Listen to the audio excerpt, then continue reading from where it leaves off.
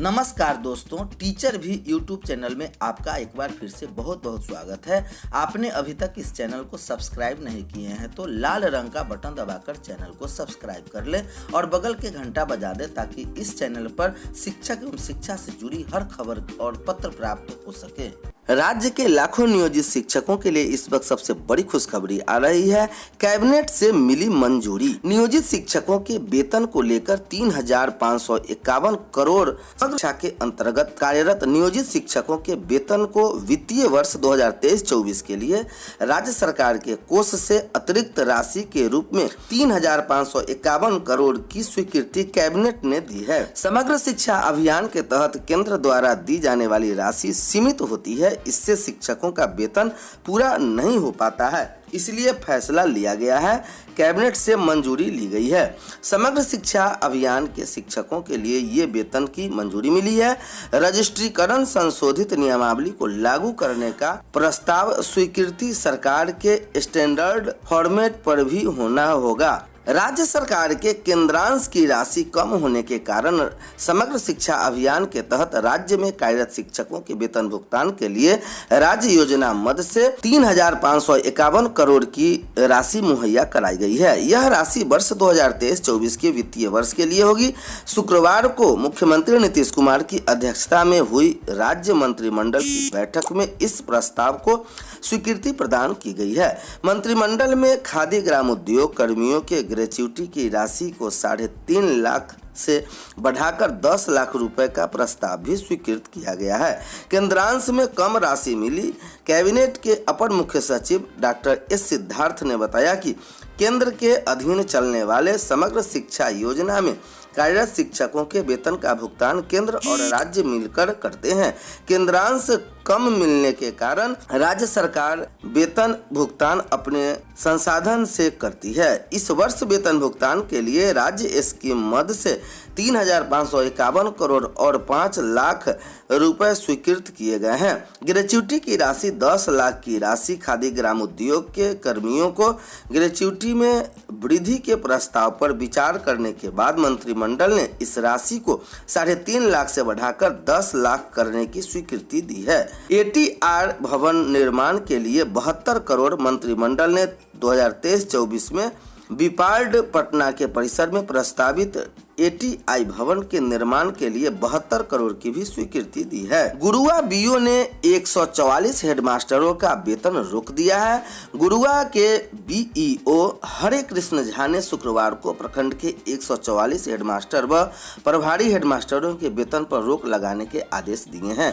9 मई को बीआरसी गुरुआ के गुरुगोष्ठी का आयोजन किया गया था। गुरुगोष्ठी में 24 घंटे के अंदर student database management system portal पर छात्र छात्राओं का 55 कॉलम का ऑनलाइन प्रविष्टि का हार्ड कॉपी बीआरसी में उपलब्ध कराने का निर्देश दिया था, लेकिन प्रखंड के 144 स्कूल के हेडमास्टरों के हार्ड कॉपी उपलब्ध नहीं कराया।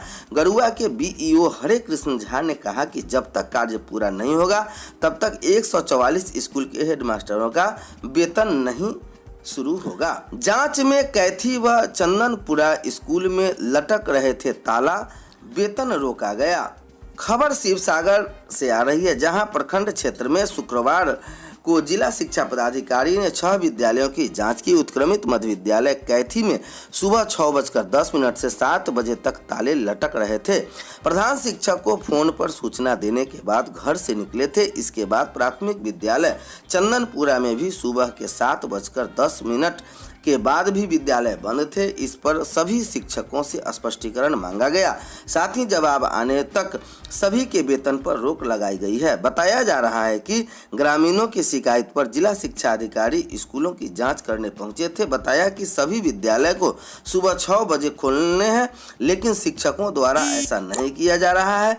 नेहरू सेवा सदन उच्च विद्यालय तोरनी में 6 शिक्षक बना आवेदन के गायब। इसके बाद सभी शिक्षकों के कारण परीक्षा नोटिस जारी किया गया, साथ ही सभी शिक्षकों के वेतन पर रोक लगाई गई है।